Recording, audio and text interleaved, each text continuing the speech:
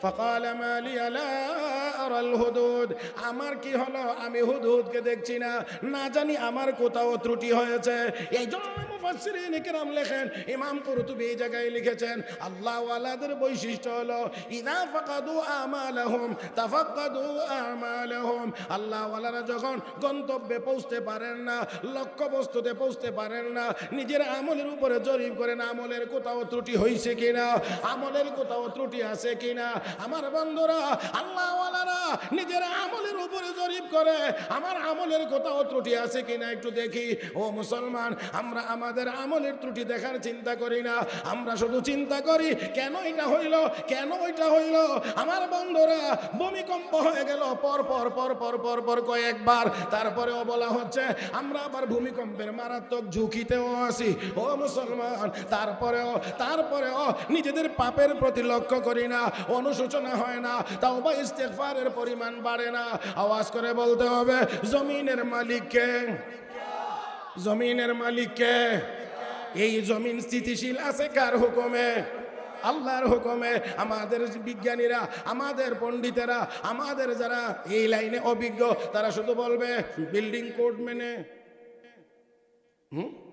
ভবন করবেন এই করবেন ওই করবেন পরিমাণ মতো ম্যাটেরিয়ালস দিবেন অবশ্যই দিবেন কোনো কথা নাই কিন্তু তারপরেও তো আপনাকে এই কথা স্বীকার করতে হবে আপনার হাজারো ম্যাটেরিয়ালস দেওয়ার পরেও আমার আল্লাহ যদি ঝাঁকুনিটা আরেকটু বড় করে দেন আপনার হিডাও إذا زلزلت الأرض زلزالها وأخرجت الأرض أثقالها وقال الإنسان ما لها يومئذ تحدث أخبارها بأن ربك أوحى لها ও ভাইয়েরা জমিনের উপরে বসে আছি জমিন স্থিতিশীল নড়াচড়া করে এটা আমার আল্লাহর হুকুমে করে আমার আল্লাহর হুকুমে করেছে তবে হ্যাঁ জমিন কেন নড়ে ভূমিকম্প কেন হয় ও বন্ধুরা ভূমিকম্প হওয়ার যতগুলো কারণ আছে এর অন্যতম কারণ হলো যেই জমিনে গান বাজনার বেশি পরিমাণে চলবে সেখানে অবশ্যই ভূমিকম্প হবে যেখানে জেনা ব্যভিচার অধিক পরিমাণে বাড়বে সেখানে অবশ্যই ভূমিকম্প হবে لأعذبنه عذابا شديدا أو لأذبحنه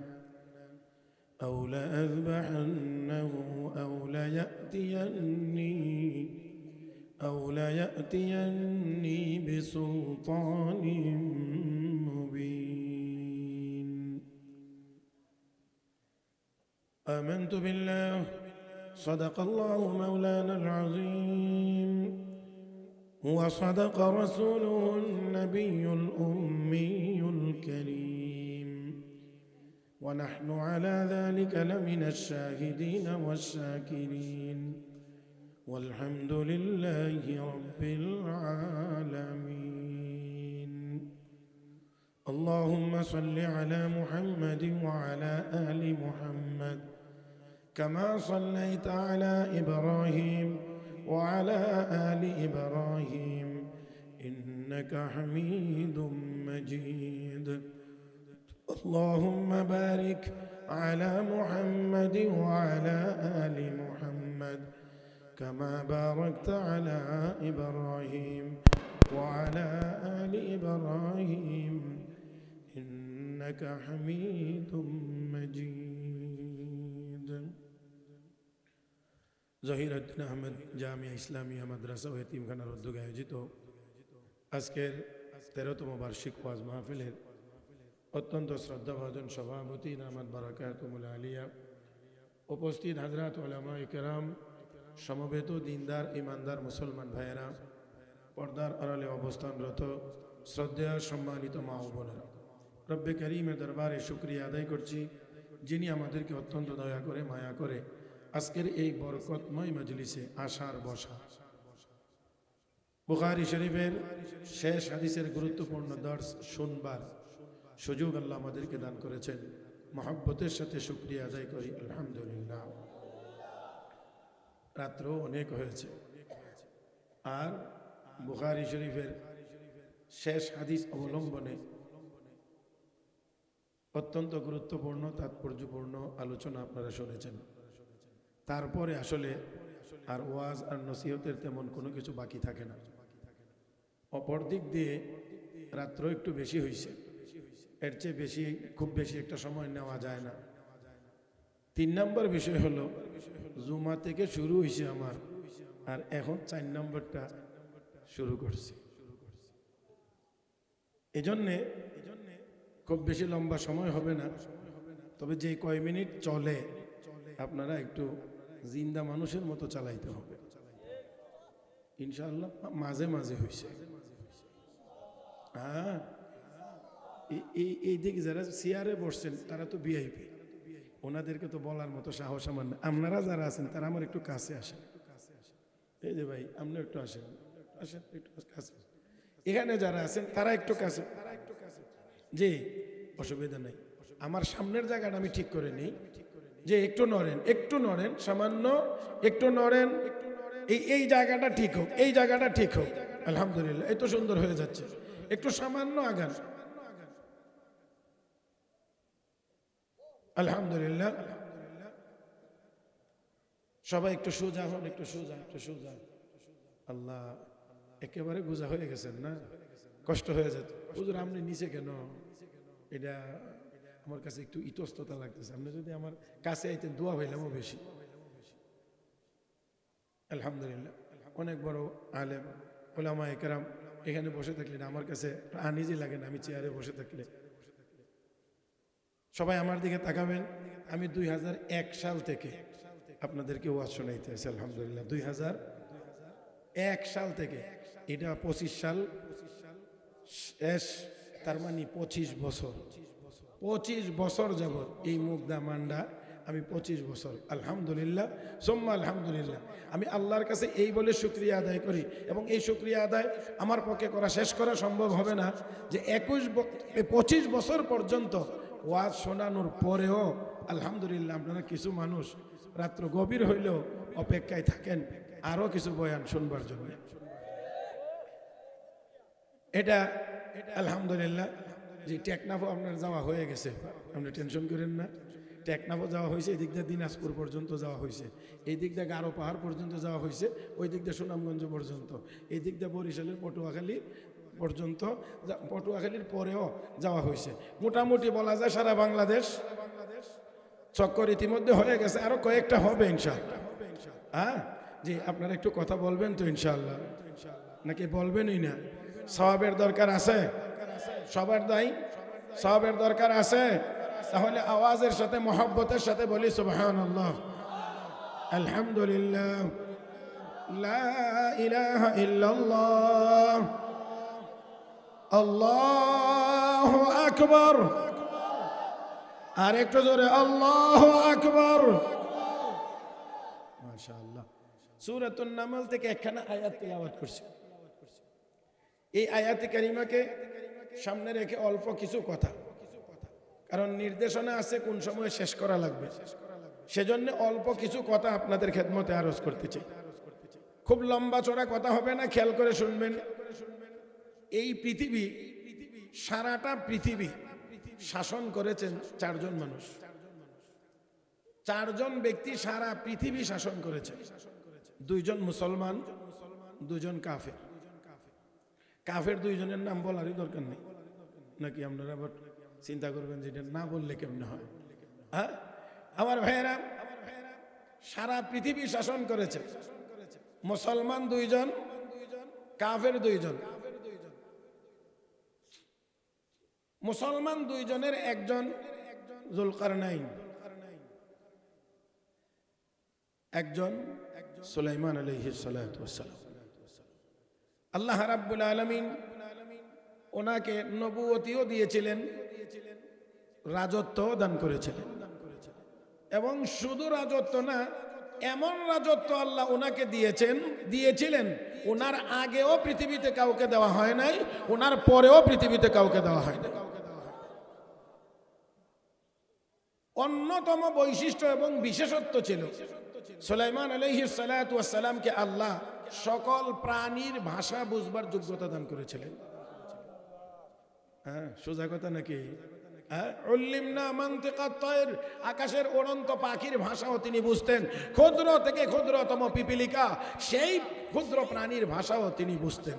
মুহতারাম হাজিরিন, সাইয়েদনা সুলাইমান আলাইহিস সালাম তার বিশাল বাহিনী নিয়ে ময়দানে অবতরণ করেছেন, যেই ময়দানে পিপিলিকাদের বসবাস। পিপিলিকারা যখন টের পাইছে পিপিলিকার নেত্রী, আল্লাহ, এখানে তো আবার আরেক কথা, পিপিলিকার নেত্রী, পিপিলিকাদেরকে যিনি পরিচালনা করেন উনি নেতা নন। কি বুঝেন নাই মনে হয়?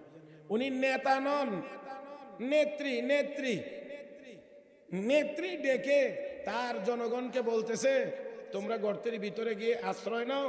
সুলাইমান নবী তার বিশাল বাহিনী নিয়ে মাঠে নামছে, নবীর পায়ের নিচে পড়ে, তার বাহিনীর পায়ের নিচে পড়ে তোমরা মরে যাইবা। তারা টেরও পাবে না যে তোমরা তাদের পায়ের নিচে পড়ছো। এটা তাদের কোনো দোষ না, তাদের অপরাধ না, তারা টেরও পাবে না, কিন্তু তোমার কাম। তাহলে পিপিলিকার নেত্রীর তার জনগণের নিরাপত্তা নিয়ে যথেষ্ট পরিমাণ দায়িত্বশীলতা ছিল, যেটা আমাদের মানুষদের মধ্যে আল্লাহর ফজল করমে এমপি মন্ত্রী সাহেবদের কাছে নাই।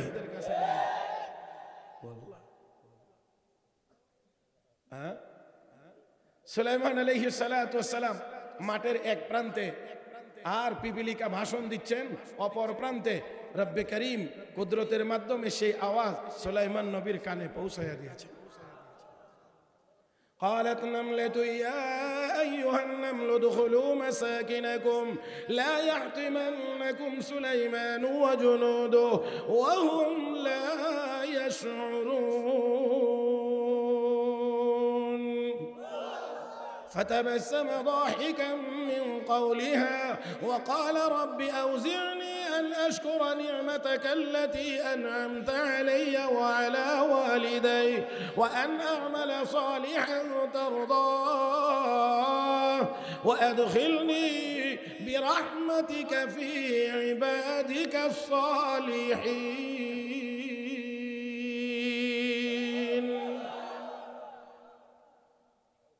সৈয়দনা সুলাইমান আলাইহিস সালামের কানে এই আওয়াজ যখন পৌঁছছেন, ফাতাবাসসামা দাহিকা, তিনি মুস্কি হাসি দিলেন।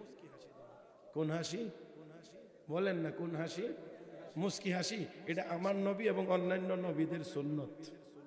আর আমরা যে টেলিভিশন মার্কা হাসি আছে, হাসার জন্য বলছি না তো আমি, এই হাসির দ্বারা কলব মরে যায়, যার কারণে ইবাদত মনে চায় না, করলেও মজা লাগে না। মসজিদে যাইবার মনে চায় না, গেলেও বারান্দার কোন আগেই দখল করে রাখে, সামনে যাইতে মনে চায় না। কথা কয় না রে, কথা কয় না। আমি না আগেই বলছি, খুব বেশি সময় না, অল্প সময়, তবে জিন্দা মানুষের মতো।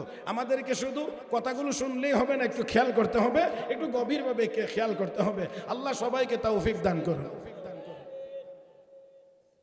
সুলাইমান আলাইহিস সালাম মুস্কি হাসি দিলেন। পিপিলিকার ভাষা বুঝবার মতো যোগ্যতা আল্লাহ দিয়েছেন। একটু বাপসাব আছে না, কথা না। আমি আর আমনে তো দুই চারটা ইংরেজি শব্দ বলতে পারলই, আর হুজুরের দেখলে যেন আরো মুখটা একটু চুলকা, কয়েকটা ইংরেজি শব্দ একটু বেশি বলবার মনটা চায়, মানে হুজুর বলবো বাবা। কথা বুঝেন নাই? তা আমি একদিন মুগদা বড় মসজিদে থাকতে একদিন জুমার বয়ানে বলছিলাম, আপনারা 2-4-5টা ইংরেজি শব্দ বললে মোটামুটি 2-1টা আমরা এমনিও শুনতে শুনতে বুঝি, আর 8 পিস মিলাইলে আরও 1-2টা অনেক সময় বুঝে ফেলি। কিন্তু আপনাদের তালে তাল মিলাইয়া আমরা যদি আরবিতে বলা শুরু করি, তখন তো হা করে থাকা ছাড়ার কোনো উপায় নেই। আল্লাহ আল হায়াতুল উলিয়া লিল জামিয়াতিল কওমিয়া, এই কথাহান কইতে গিয়া কত এমপির যে দাঁত লড়ছে, বুঝছেন না আপনারা? না বুঝলেন নাই, সব কি আর এত ভাঙ্গা ছেড়ে বলা যাবে? আল হায়াতুল উলিয়া লিল জামিয়াতিল কওমিয়া, এই শব্দখান উচ্চারণ করে দিকে বাংলাতে দেখেও মুখ দিয়ে আয়। জি মুহতারাম হাজিরিন, মাঝে মাঝে কষ্ট হয়, মাঝে মাঝে কষ্ট লাগে, কিছু কিছু জায়গাতে কষ্ট লাগে।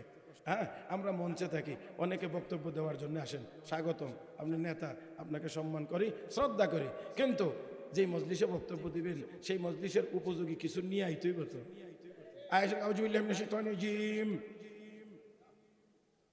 শুনলেই বোঝা যায় কি পরিমাণ, হ্যাঁ, কি পরিমাণ অভিজ্ঞ, কি পরিমাণ দক্ষ, কি পরিমাণ কোরআন শরীফ পড়ছে। আউযু বিল্লাহি মিনাশ শাইতানির রাজিম। হ্যাঁ, আমার ভাইয়েরা খুব কষ্ট হয় তখন মাঝে মাঝে তাকায় দেখি, হায় হায় কি অবস্থা আমার ভাইয়েরা। সেজন্য আসুন, আমি একটি কথা বিনয়ের সাথে বলছি, আপনার হাজারো ডিগ্রি আছে, সাথে যদি কোরআনের আলো না থাকে আপনার ডিগ্রি 0.00000। হাজার জিরো দিয়ে যেমন কোনো সংখ্যা হয় না, কোরআনের শিক্ষা ছাড়া অন্য কোনো ডিগ্রি দিয়ে নাজাতের কোনো ব্যবস্থা হয় না। মুহতারাম হাজিরিন, কোনো ডিগ্রিও যদি না থাকে, কোনো ডিগ্রিও যদি না থাকে, শুধু যদি কোরআনের ডিগ্রি থাকে, নাজাতের ব্যবস্থা হবে। একেবারে সহজে বোঝার জন্য বলি, আমি মাইক দিয়ে কথা বলছি, মাইকের সুবাদে আওয়াজ অনেক দূরে যাচ্ছে, আপনারা অনেক দূর থেকে বসে শুনছেন। আচ্ছা বলেন, মাইক আরো ভালো আনা হয়েছে, আরো ভালো মাইক, কিন্তু বক্তা নাই, আলেম নাই, ওয়াইজ নাই, শাসা বুজুর নাই, বয়ান হবে তো? মাইক নাই, কিচ্ছু নাই, কিন্তু আলেম আছে, বয়ান হবে? এবার কি আপনারা কিছু বুঝতে পেরেছেন? হ্যাঁ, দুনিয়ার যা কিছু আছে সবগুলো দিয়ে আমাদের সহায়তা হয়, সহযোগিতা হয়, আমাদের আরামের ব্যবস্থা হয়। কিন্তু বন্ধুরা মনে রাখতে হবে, যেখানে কোরআন থাকবে না, যেখানে দ্বীন থাকবে না, যেখানে ঈমান থাকবে না, যেখানে নেক আমল থাকবে না, হাজারো কিছু থাকলেও আমার আপনার না ইহকালীন শান্তি হবে, না পরকালীন মুক্তির ব্যবস্থা হবে। দুনিয়াতে যদি শান্তি চান, পরকালে যদি মুক্তি চান, আল্লাহর কোরআন রাসূলের সুন্নাহকে গ্রহণ করতে হবে। আল্লাহ তৌফিক দান করুন। দূরে যাওয়া যাবে না, সোজা চলতে হবে, একেবারে হাইওয়েতে চালাইতে হবে গাড়ি। সুলাইমান আলাইহিস সালাতু ওয়াস সালাম এই পিপিলিকার আওয়াজ শুনলেন, কি বলতেছে সেটা বুঝলেন, তাই না?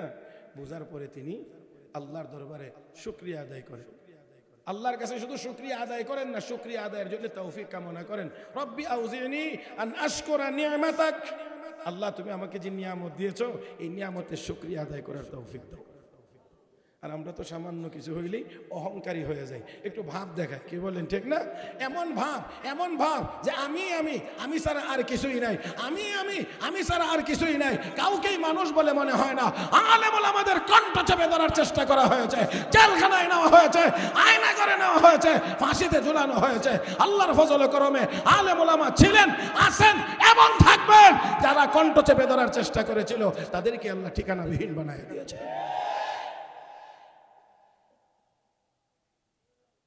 অহংকারী হওয়া যাবে না।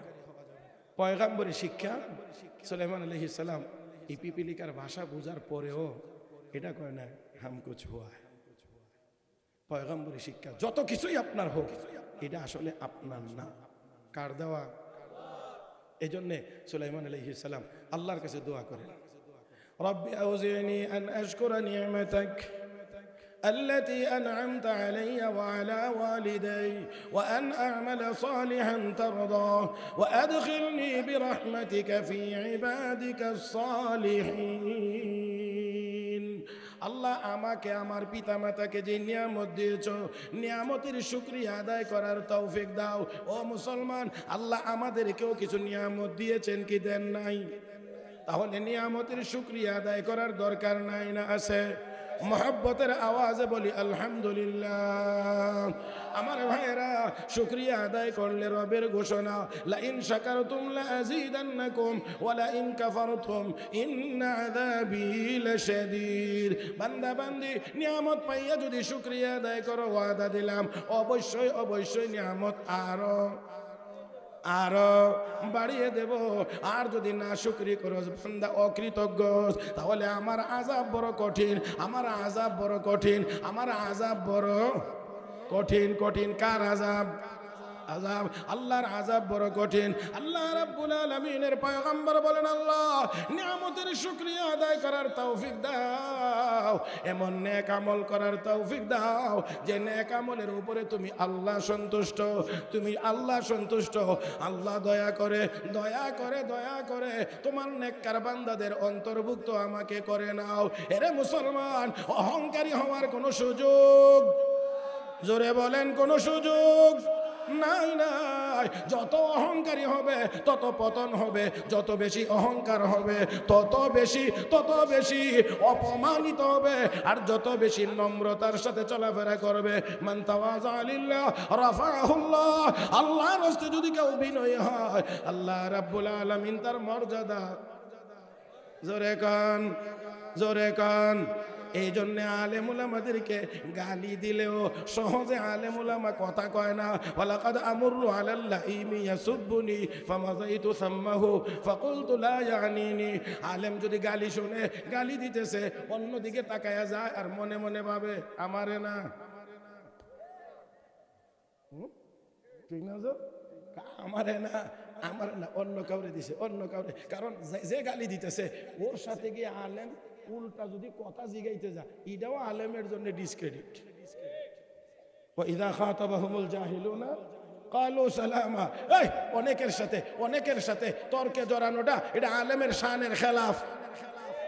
এরে ফেলসিট করে হলে ফেড়ো হারা দিলে কুল আল্লাহ সূরা বেরিত না, এ আলেমের ভুল ধরে। তোর সাথে তর্ক করার কোনো যুক্তি কোনো আলেমের হতে পারে না।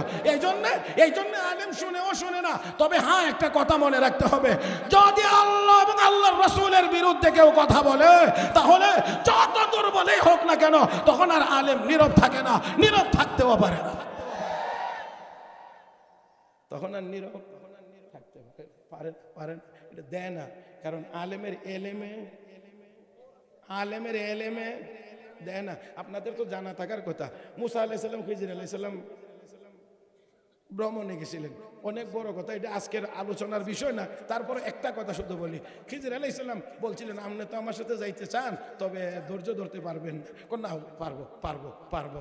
আচ্ছা ঠিক আছে। ওই যাইবার সময় গিয়ে নদী পার হয়েছে, নৌকা ভেঙে গেছে। মুসা আলাইহিস সালাম কামটা কি করছেন? আমি সামনে আর যাবো না, শুধু একটা কথা বোঝানোর জন্য। মুসা আলাইহিস সালাম বলছিলেন আমি ধৈর্য ধারণ করবো, আপনি আমাকে ধৈর্যশীল পাবেন। এখন নদীর কিনারায় গেছে, মাঝি দেখে হুজুর রাখেন, আসতেছি, দৌড়ে আইছে। মানে ইঞ্জিন নাই, বইটা মেরে আইছে, দৌড়ে আইছে। হুজুর ওঠেন, সসম্মানে নদী পার করে দিয়েছেন। ভাড়া? না হুজুর ভাড়া লাগবে না, দোয়া করলেই হবে। কথা কন না, আল্লাহু আকবার কন। যে এই ধারাবাহিকতা এখনো, কথা কন এখনো, আলহামদুলিল্লাহ। আর আমি মেরাজুল লোক, তো যদি কোনো স্টেশনে গিয়ে দাঁড়াই 5-7 মিনিট দাঁড়াইলেই চা পান খাওয়ানোর বহু লোক জমা হয়ে যায়। আলহামদুলিল্লাহ, কথা বুঝেন না? এই জন্য চা খাইবার লাগে নামলেও বড় স্টেশনে নামি না, দেখি একবারে ছোট্ট কোন জায়গাটা আছে, মসজিদের কাছে কোনাকানায় দোকান থাকে, এখানে গিয়ে চা খাই, যাতে করে নিজেরটা নিজে দিতে পারি। বড় জায়গা তৈরি একটু হয়ে হুজুর আপনি অমুক না, হুজুর একটা চা খাবে, হুজুর কি খাইবেন, হুজুর ইটা। তো আপনার যতই ফেট ফোলাফলি লাগে, কারণ অনেকে আছে না বললারা খালি পরের ঘরে খা, এই কথা বলার লোকও কিন্তু আছে। তো তোমার খাওয়া না, এটাকে আমার দোষ? হ্যাঁ আমার ভাইয়েরা, তো যাই হোক, আলহামদুলিল্লাহ সুম্মা আলহামদুলিল্লাহ, পয়গাম্বরদেরকে পার করে দিছেন। কোনো ভাড়াটারা, কথা না, কোনো ভাড়াটারা নেই। আমার ভাইরা, খিজির আলাইহিস সালাম নৌকা ভেঙে গেছে। মুসা আলাইহিস সালাম কি কাম করলেন? এত সম্মান করে ফিরি নদীটা পার করে দিল, আর আপনি তার নৌকাটা ভেঙে লাইলেন। পরের কথায় আমি যাব না, পরের অংশে যাব না, শুধু এই জায়গাটাতে একটা কথা শুধু বুঝাইয়া দিই। আমার ভাইয়েরা, খিজির আলাইহিস সালাতু ওয়াস সালাম এটা বিশেষ হিকমতের কারণে এই কাজ করেছিলেন। মুসা আলাইহিস সালাম সেই সম্পর্কে অবগত ছিলেন না, কিন্তু মুসা নবীর শরীয়ত বলছে, মুসা নবীর এলেম এই কথা বলছে যে কাজটা হয়েছে শরীয়তের দৃষ্টিতে কাজটা অন্যায় হয়েছে। এজন্য অন্যায় হওয়ার কারণে মুসা নবীর নবুয়ত তাকে নীরব থাকতে দেয় না। কোরআন বিরোধী কোনো কথা হলে আউল বাউল ফাউলেরা উল্টা পাল্টা কথা বললে এই দেশের আলেমরাও নীরবে বসে সহ্য করতে পারে।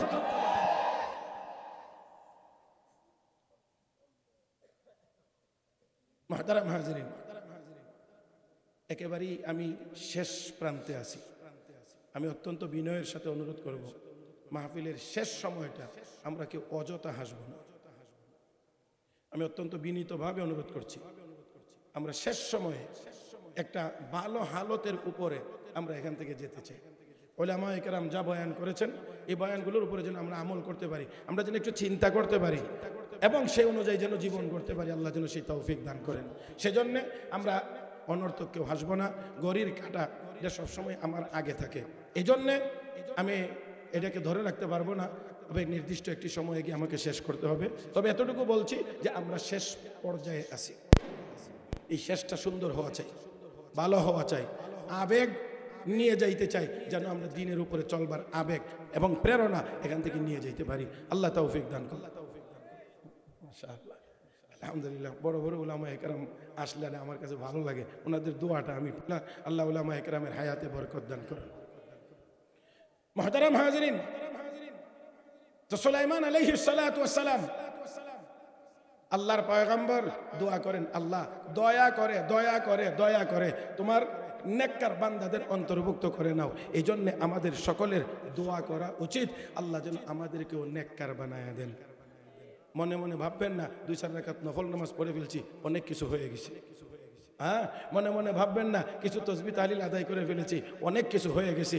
না, নবী হওয়ার পরে দোয়া করেন, ওয়াদখিলনি বিরহমাতিকা ফি ইবাদিকাস সালিহিন, আল্লাহ দয়া করে দয়া করে দয়া করে তোমার নেককার বান্দাদের অন্তর্ভুক্ত করে নাও। তাহলে বোঝা গেল আল্লাহর দয়া ছাড়া, আয়াতের ব্যাখ্যায় মুফাসসিরিন ইকরাম লিখেছেন আল্লাহর দয়া ছাড়া কেউ জান্নাতে যেতে পারবে না। তাহলে আল্লাহর দয়ার দরকার, দয়ার দরকার। আসুন বন্ধুরা, আমি ভূমিকার মধ্যেই রয়ে গেছি। সুলাইমান আলাইহিস সালাম সহ 4 জন ব্যক্তি পৃথিবী শাসন করেছিলেন। কয়জন? 4 জন, 2 জন মুসলমান। এর মধ্যে সুলাইমান আলাইহিস সালাম একজন। আল্লাহ রাব্বুল আলামিন তাকে এমন রাজত্ব দান করেছেন যে রাজত্ব ইতিপূর্বে কাউকে দেন নাই, পরেও কাউকে দেন নাই। সুলাইমান আলাইহিস সালামকে আল্লাহ বিশাল বড় এক সিংহাসন দান করেছিলেন, যেই সিংহাসন ইঞ্জিন ছাড়া, তেল ছাড়া, কোনো কিছু ছাড়া, টাওয়ার ছাড়া, কোনো কিছু ছাড়া, রানওয়ে ছাড়া 1 সকাল উঠলে 1 মাসের রাস্তা অতিক্রম করতেন, আবার 1 মাসের রাস্তা বিকালবেলা উড়ে চলে আসতেন। এক ফোঁটা তেল 10,000 ফিট লম্বা কোনো রানওয়ে লাগে না, এটিসির কোনো দরকার হয় না, কোনো ইঞ্জিনের কোনো দরকার হয় না। বলে সুলাইমান আর রিহ, আল্লাহ কয় সুলাইমান নবীর জন্য আমি বাতাস রিজার্ভ করে দিয়েছি, বাতাস ওনার অধীনস্থ করে দিয়েছি। সুলাইমান নবী নির্দেশ করেন বাতাস ওঠাও, ওঠাইছে, চলো চলছে, থামো থামছে, ধরো ধরছে। এমন ভাবে সুলাইমান আলাইহিস সালামকে আল্লাহ রাজত্ব দান করেছিলেন, সিংহাসন নিয়ে উড়েন। বিজ্ঞান বলে ঠোঁটের কোনায় ফেনা জমান, আলেম ওলামাদেরকে খোসা মারেন। আপনাদের বিজ্ঞানের বইয়ের কোনা কানাও যখন দুনিয়াতে আবিষ্কার হয় না, তখন মোল্লারা আকাশে বিমান চালাইছে,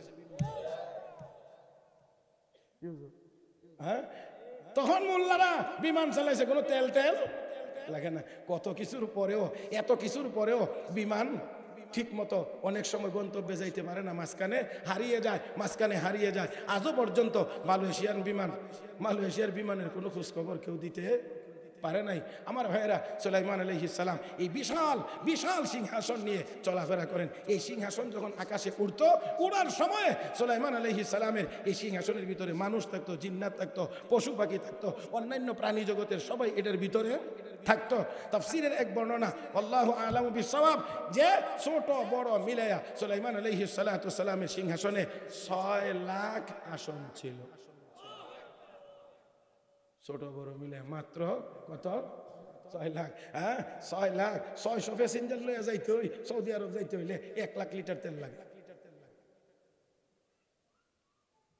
হ্যাঁ, যে সুলাইমান আলাইহিস সালাতু সালাম এই পাখি, এই বিমান চলাকালীন সময়ে মাঝে মাঝে আবার সবার খোঁজ খবর নিতেন। ওলামায়ে কেরাম কোথায় আছে, তালিবুল ইলমরা কোথায় আছে, মুরব্বীরা কোথায় আছেন, বাঘ সিংহরা কি করতেছেন, এই অন্যান্য ছাগল ফাগল যেটি আছে এটি কি করতে আছে, আবার পাখি কে কি করতেছে এটারও খোঁজ খবর নিতেন সুলাইমান আলাইহিস সালাম। এভাবে করে ওনার নিয়ম আর অভ্যাস অনুযায়ী পাখিদের খোঁজ নিতে গেলেন। ওয়াতাফাক্কাদাত তায়র, আল্লাহর পয়গম্বর পাখিগুলোর খোঁজ খবর নিতে গেলেন, দেখলেন কোন কোন পাখি কি কি অবস্থায়, কোন অবস্থায় আছে। বাকি কথাটা বলার আগে এতটুকু কথার মধ্যে গিয়ে আপনাদেরকে একটা কথা এখানে মুফাসসিরিন ইকরাম লিখেছেন, এখানে এটা আমাদেরকে নিয়ে যেতে হবে। সেটা হলো এই জন্যে আমাদের অনেকের অনেক দায়িত্ব আছে। এই জন্যে ইমামের দায়িত্ব মুসল্লিদের নামাজের খোঁজ খবর নেওয়া। মাগো কথা কয় না, হ্যাঁ, খোঁজ খবর নেওয়া। পীরের জন্য দায়িত্ব হলো তার মুরিদের খোঁজ খবর নেওয়া। শাসকের জন্য দায়িত্ব হলো জনগণের খোঁজ খবর নেওয়া। উস্তাদের জন্য দায়িত্ব হলো ছাত্রের খোঁজ খবর নেওয়া। কথা বুঝেন নাই? যে আমরা এই দায়িত্ব পালনের ক্ষেত্রে যথেষ্ট পরিমাণ অলস, ভাষণ দেওয়ার ক্ষেত্রে যথেষ্ট পরিমাণ পারদর্শী। ভাষণ দেওয়ার সময় অনেক কিছু কাজের বেলায় নাই। আর হযরত ওমর ফারুক রাদিয়াল্লাহু তাআলা আনহু এত গরম আমাদের মতো ভাষণ দিতেন না, কিন্তু রাতের বেলা ঘুরে ঘুরে দেশের জনগণের খবর নিতেন কে কোন অবস্থায় আছে। ভাইরা, এই জন্যে দায়িত্ব যার যার সেই দায়িত্ব পালন করতে হবে। পীর সাহেবের দায়িত্ব আছে মুরিদ নামাজ পড়েনি না পড়ে না একটু খোঁজ খবর নেওয়া, খালি হালুয়া দিলে আর হাদিয়া দিলে জান্নাতের টিকিট বিক্রি করা এটা পীর সাহেবের কাম না। হ্যাঁ, আল্লাহ আমাদের সবাইকে বুঝার তৌফিক দান করুন। কষ্ট হইতেছে, আর 10 মিনিট এর মধ্যে আমাকে যে তারপরে আমাকে শেষ করতে হবে, কারণ এটা দিক নির্দেশনা আগেই দেওয়া আছে, এটাকে লঙ্ঘন করা যাবে না। নিজাম মানতে হবে, শৃঙ্খলা মানতে হবে। আমার ভাইয়েরা, তো আল্লাহর পয়গম্বর সুলাইমান আলাইহিস সালাতু ওয়াস সালাম পাখিগুলোর খোঁজ খবর নিতে গেলেন। তার মানে পাখিগুলো ওনার চোখের আড়ালে যাইতে পারে নাই, বাদ পড়ে নাই। যেহেতু তিনি শাসক, এই জন্য শাসিতের খবর নিতে গিয়ে পাখিদের খোঁজ খবর পর্যন্ত তিনি নিতে গেলেন। এবার নিতে গিয়ে দেখেন যে একটি প্রসিদ্ধ পাখি যেটা ওনার গুরুত্বপূর্ণ কাজে লাগে, সেই পাখিটা হুদহুদ পাখিটা দেখা যাচ্ছে না, এটার নাম হুদহুদ। দেখা যাচ্ছে না। আমি আর আপনি হইলে প্রথমেই বলতাম এই বিয়াদবটা গেছে করে, কারে জিগায় গেছে, ছুটি নিছে নি, এমন কিছু। কিন্তু এই জায়গাটাই আমার হয়তো আলোচনার, এই জায়গাটাতে আমার আলোচনার সময় হয়তো বা শেষ হবে। আপনারা একেবারেই আমার দিকে তাকায় শুনবেন। সাইয়েদনা সুলাইমান আলাইহিস সালাতু ওয়াস সালাম প্রথমেই পাখিটাকে দোষারোপ করলেন না, তার উপরে দোষ চাপাইলেনও না। উনি নিজেকে নিজে লক্ষ্য করে বলছেন, فقال ما لي لا أرى الهدود أم كان من الغائبين।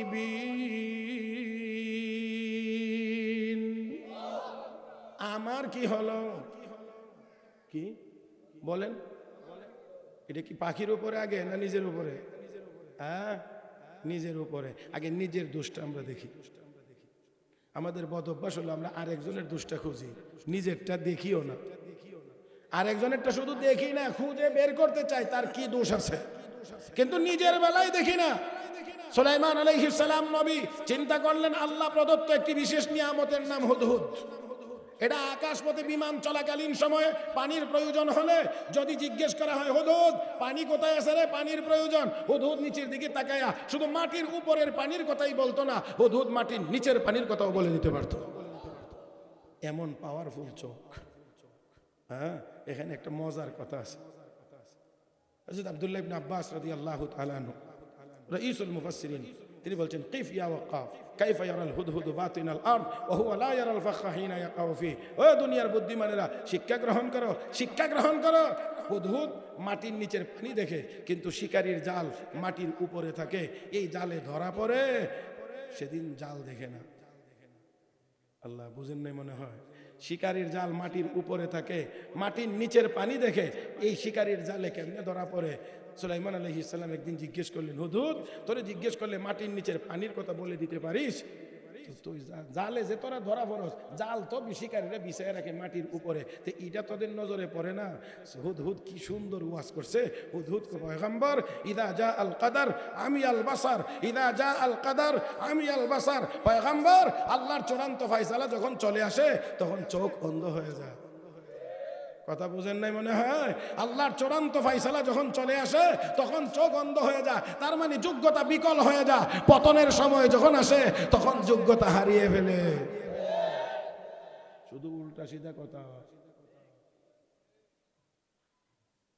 আমার ভাইয়েরা, আল্লাহর পয়গম্বর নিজেকে فقال ما لي لا أرى الهدود, আমার কি হলো, আমি হুদহুদকে দেখছি না।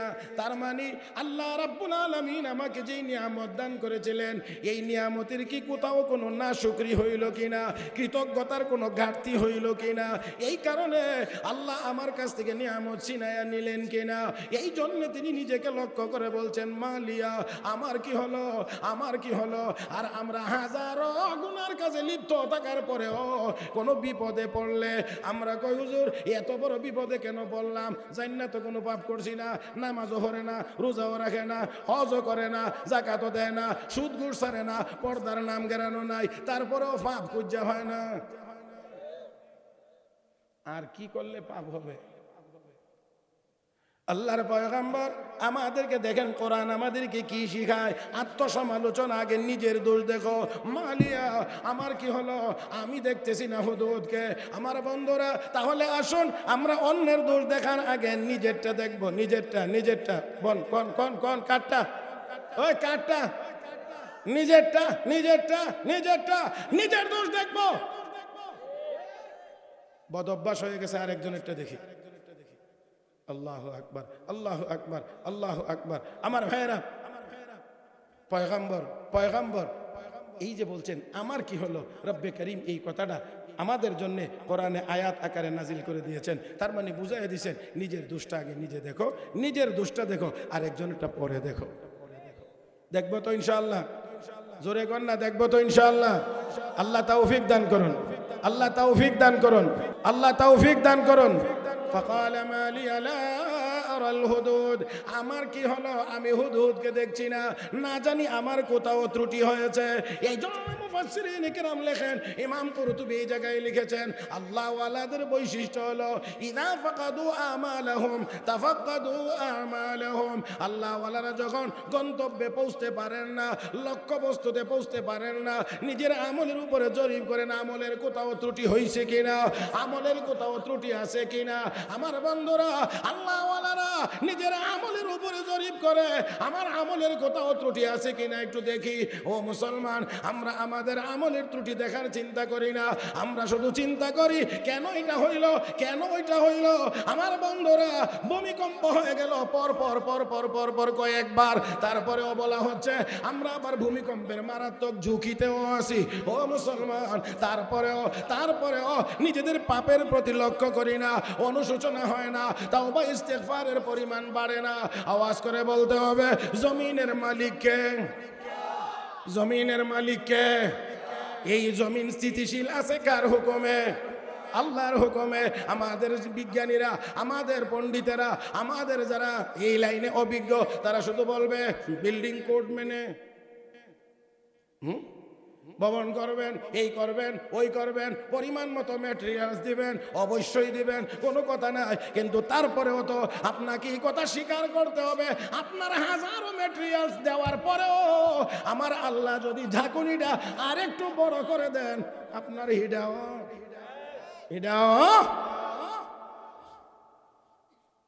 বন্ধুরা। তাই আসেন, এই জমিন একটু যে নড়াচড়া করছিল কার হুকুমে? إذا زلزلت الأرض زلزالها وأخرجت الأرض أثقالها وقال الإنسان ما لها يومئذ تحدث أخبارها بأن ربك أوحى لها। ও ভাইয়েরা, জমিনের উপরে বসা আছি, জমিন স্থিতিশীল, নড়াচড়া করে, এটা আমার আল্লাহর হুকুমে করে, আমার আল্লাহর হুকুমে করেছে। তবে জমিন কেন নড়ে, ভূমিকম্প কেন হয়? ও বন্ধুরা, ভূমিকম্প হওয়ার যতগুলো কারণ আছে, এর অন্যতম কারণ হলো যেই জমিনে গান বাজনার বেশি পরিমাণে চলবে সেখানে অবশ্যই ভূমিকম্প হবে, যেখানে জেনা ব্যভিচার অধিক পরিমাণে বাড়বে সেখানে অবশ্যই ভূমিকম্প হবে। বলেন দেখি, দুটোটা পাপ আমাদের মধ্যে নাই না আছে? হে মুসলমান, তারপরেও বলবে পাপটা কি জানি না, তারপরেও বলবে পাপ কি জানি না, গুনাহ কি করেছি জানি না। আমার বন্ধুরা, এবার আওয়াজ করে বলেন, গুনাহ আমাদের নাই না আছে? হেরে বন্ধু, যদি ভূমিকম্প থেকে বাঁচতে হয় তাহলে আসুন আমাদেরকে কি করতে হবে? আল্লাহ রাব্বুল আলামিন বলেন, ওমা কানাল্লাহু মুআযযিবাহুম ওয়া আনতা ফীহিম। হাবিব, আপনি থাকলে এই জমিনে আমি আযাব দেব না, আপনি থাকতে আমি আযাব দেব না। আল্লাহর নবী রাহমাতুল লিল আলামিন, যেখানে রহমত থাকবে সেখানে গজব আসবে না। এটা নবীর বরকত, এটা নবীর বরকত। নবী থাকবেন, এখানে গজব আসবে না। এজন্য নবীর উপরে অনেক অত্যাচারের পরেও আল্লাহ রাব্বুল আলামিন সরাসরি আযাব দেন নাই। আযাব দেন নাই, আযাব দেন নাই। আমার বন্ধুরা, তায়েফের মর্মান্তিক ঘটনার পরে ফেরেশতা পাঠানো হয়েছিল, নবী যদি অনুমতি দেয় তাহলে তাদেরকে আযাব দিও। নবী বলছেন না, তাদেরকে আযাব দেওয়া যাবে না, শাস্তি দেওয়া যাবে না, শাস্তি দেওয়া যাবে না। তাহলে নবী থাকলে এখানে আযাব আর গজব আসে না, কারণ নবী রহমত। জোরে গান, নবী রহমত। এজন্য আর একটা কাজ আছে, ওমা কানাল্লাহু মুআযযিবাহুম ওয়া হুম ইস্তাগফিরুন। মানুষ যদি বেশি পরিমাণে ইস্তেগফার করে, বেশি পরিমাণে আস্তাগফিরুল্লাহ আস্তাগফিরুল্লাহ আস্তাগফিরুল্লাহ বলেন বলেন বলেন বলেন, আস্তাগফিরুল্লাহ আস্তাগফিরুল্লাহ আস্তাগফিরুল্লাহ আস্তাগফিরুল্লাহ, ইস্তেগফার বেশি বেশি পরিমাণে পড়ে, আল্লাহ রাব্বুল আলামিন বলেন আমি আল্লাহ তাদেরকে আযাব দিতে পারি না। হাবিব আপনি থাকলে যেমন করে আযাব দিতে পারি না, যারা বেশি বেশি পরিমাণে ইস্তেগফার করে আমি আল্লাহ তাদেরকেও আযাব দিতে পারি না। তাহলে নবী যেমন রহমত, ইস্তেগফার পড়াটাও তেমন রহমত। পড়ব তো ইনশাআল্লাহ বেশি করে, বেশি বেশি করে পড়ব তো ইনশাআল্লাহ। আমার ভাইয়েরা, পাপ আমাদের অভাব নাই, পাপ আমাদের অভাব নাই, অথচ আমরা পাপ খুঁজে পাই না। কি পরিমাণ অন্ধ আমরা হয়েছি, কি পরিমাণ অন্ধ আমরা হয়েছি। রব্বে করিম তাই আমাদেরকে শিখাইয়া দিচ্ছেন সুলাইমান আলাইহিস সালামের কথা, আমাদেরকে জানায়া আল্লাহ বুঝাইয়া দিচ্ছেন যে নিজেদের পাপ নিজেরা তালাশ করো। মালিয়া লারাল হুদুদ, আমার কি হলো, আমি হুদহুদকে দেখছি না, তাহলে নিশ্চয়ই নিশ্চয়ই এই ভূমিকম্পের পিছনে আমাদের গুনাহ দায়ী। জোরে বলেন আল্লাহ। তাহলে এখন এই ভূমিকম্প থেকে যদি বাঁচতে হয়, আপনারা এটা বলবেন এটা বলবেন, জানি না আমাদের বিশেষজ্ঞরা কি বলবে সেটা আমার জানা নাই। বাকি আমার কথা হলো, ভূমির মালিক যিনি, নড়াচড়া যদি উনার হুকুমই হয়ে থাকে তো উনার সাথে সম্পর্কটা ভালো করে লইলি তো ভূমি আর লড়ে না। হ্যাঁ, এই লাইনে যাবে না, এই লাইনে যাবে না, শুধু যাইবে এই লাইনে। পাইলিং আরো একটু বাড়াইয়া করেন, আরো 10 ফুট নিচের থেকে করে।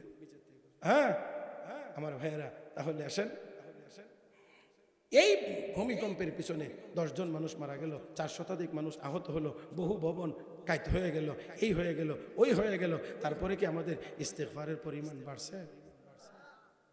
যার কারণে আমাদের কোনো পরিবর্তন হয় না।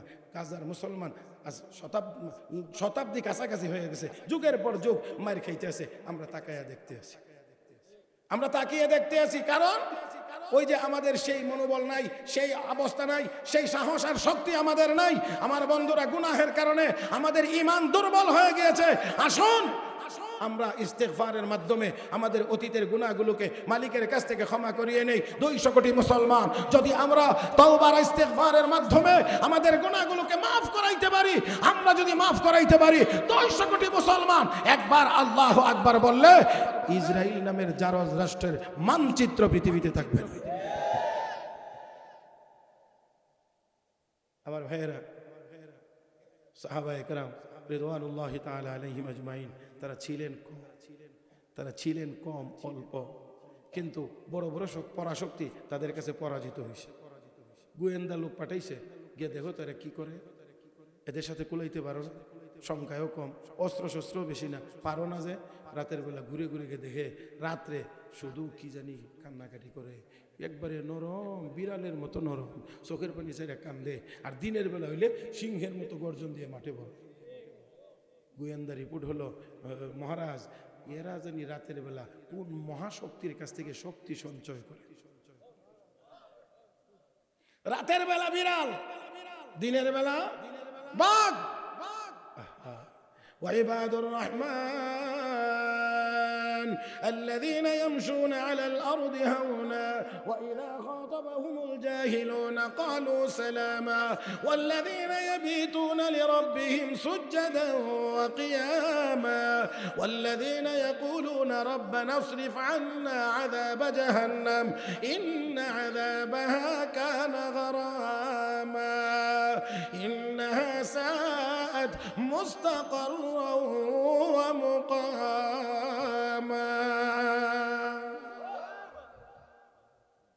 জি, আমিও তো এই জায়গাতে আইছি, আমি বুঝতে, কথায় বোঝা যায় না যে কোনানে যাইতেছে। হ্যাঁ আমার ভাইয়েরা, তাই আসুন আমরা, অনেক গুনাহ আমাদের আমলনামায় আছে, অনেক গুনাহ আছে, অনেক গুনাহ আছে। তাহলে এই গুনার দিকে তাকায়া আমাদেরকে বেশি বেশি পরিমাণে আল্লাহর কাছে ক্ষমা চাওয়া উচিত। হ্যাঁ আসুন আমরা বেশি কম করে করলেও তো 4 ঘন্টা 4.5 ঘন্টা হয়ে গেছে আজকে বক্তব্য আমার, তারপরেও গলা ভাঙ্গা। এটা নিয়েই আলহামদুলিল্লাহ আল্লাহ চালাইছে। আগামীকাল প্রথম মাহফিল মৌলভীবাজার, দ্বিতীয় মাহফিল সিলেট, তৃতীয় মাহফিল সুনামগঞ্জ। কাছে না? যে দোয়া করেন, যা বলছি যা শুনছি ভুলভ্রান্তি হয়ে থাকলে আল্লাহ যেন মাফ করে দেন, আমলযোগ্য কথাগুলোর উপরে আল্লাহ যেন আমলের তৌফিক দান করেন। আমিন ইয়া রাব্বাল আলামিন।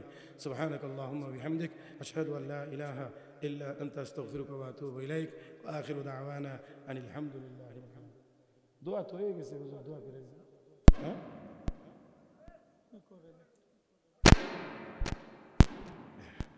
মাশাআল্লাহ মাশাআল্লাহ। আপনার মতো শ্রোতা থাকলে আমার সারা রাত ওয়াজ করতে হয়। আল্লাহ বাঁচাইছে যে আপনার মতো যে বাকিরা হইছে না। জি জি জি ইনশাআল্লাহ ইনশাআল্লাহ জি। দেখেন এটা একেবারেই একটা আবাসিক এলাকার ভিতরে, এটা আপনাদের পারিপার্শ্বিক অবস্থা খেয়াল করতে হবে, কারণ বাড়িতে বহু মানুষ আছে, অসুস্থ মানুষ থাকতে পারে, যে যে ঘুমায় না এটা ঠিক আছে, এটা ঠিক আছে, কিন্তু তারা বা কারা বেশি রাত জাগলো ঘুমাইলো না এই দিকে লক্ষ্য করে আমরা এই দিনই কাজ চালানো যাবে না। আমরা অবশ্যই অন্যদের দিকে একটু খেয়াল রাখবো, ঠিক না? জি আস্তাগফিরুল্লাহাল্লাযী লা ইলাহা ইল্লা হুয়াল হাইয়ুল কাইয়্যুম ওয়া আতুবু ইলাইহি লা হাওলা ওয়া লা কুওয়াতা ইল্লা বিল্লাহিল আলিয়্যিল আযীম। اللهم صل على محمد وعلى آل محمد كما صليت على إبراهيم وعلى آل إبراهيم إنك حميد مجيد. اللهم بارك على محمد وعلى آل محمد كما باركت على إبراهيم وعلى آل إبراهيم إنك حميد مجيد. الحمد لله. اللهم لك الحمد أنت نور السماوات والأرض ومن فيهن، ولك الحمد أنت قيوم السماوات والأرض ومن فيهن، ولك الحمد أنت الله حق وقولك حق ووعدك حق ولقاؤك حق وكتابك حق والنبيون حق والجنة حق والنار حق وأن الساعة آتية لا ريب فيها وأنك تبعث من في القبور. ربنا آتنا في الدنيا حسنة وفي الآخرة حسنة وقنا عذاب النار. ربنا فاغفر لنا ذنوبنا وكفر عنا سيئاتنا وتوفنا مع الأبرار. رب اجعلني مقيم الصلاة ومن ذريتي ربنا وتقبل دعاء. ربنا اغفر لي ولوالدي وللمؤمنين يوم يقوم الحساب. رب ارحمهما كما ربياني صغيرا. رب ارحمهما كما ربياني صغيرا. اللهم آت نفوسنا تقواها وزكها أنت خير من زكاها أنت وليها ومولاها. اللهم لا تقتلنا بغضبك ولا تهلكنا بعذابك وعافنا قبل ذلك. اللهم إنك عفو كريم تحب العفو فاعف عنا يا كريم. اللهم لا تدع لنا ذنبا إلا غفرته ولا هما إلا فرجته ولا دينا إلا قضيته ولا مريضا إلا شفيته وعافيته ولا حاجة من حوائج الدنيا والآخرة هي لك رضا إلا قضيتها يا أرحم الراحمين. اللهم لا تسلط علينا جبارا عنيدا ولا شيطانا مريدا ولا إنسانا حسودا ولا من لم يرحم علينا. اللهم حبب إلينا الإيمان وزينه في قلوبنا وكره إلينا الكفر والفسوق والعصيان واجعلنا من الراشدين. رب العالمين أي الله جامع إسلامية ظهير الدين أحمد মাদ্রাসা কর্তৃক আয়োজিত আয় আল্লাহ খতমে বুখারী শরীফ উপলক্ষে আয়োজিত আজকের এই বার্ষিক মাহফিলের শেষ প্রান্তে আয় আল্লাহ আমরা তোমার শাহী দরবারে হাত উঠাইলাম, মেহেরবানি করে গো আমাদের জিন্দেগির সব গুনাহ মাফ করে দাও। আয় আল্লাহ জীবনে যত গুনাহ করেছি সব গুনাহ থেকে তওবা করতেছি, আয় আল্লাহ আমাদের সকলের তওবাকে কবুল মঞ্জুর করে নাও।